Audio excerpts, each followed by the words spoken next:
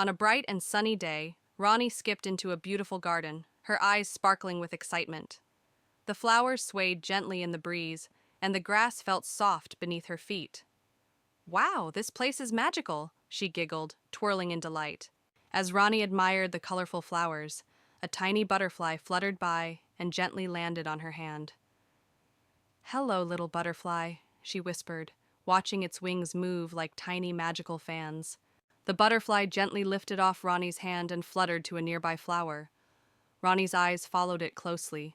You like flowers too, just like me, she giggled, watching the butterfly dance among the petals.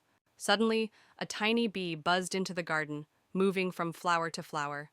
Hello, little bee, Ronnie waved. Thank you for taking care of the flowers.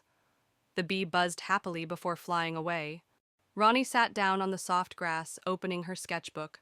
With crayons in hand, she carefully drew the beautiful garden around her. She smiled as she added a butterfly and a bee, making her drawing come to life. Ronnie stood up and waved at the sky. Goodbye, butterfly. Goodbye, bee. See you next time. She turned to the camera and gave a big, happy wave. Join me on my next adventure. Don't forget to color your own garden.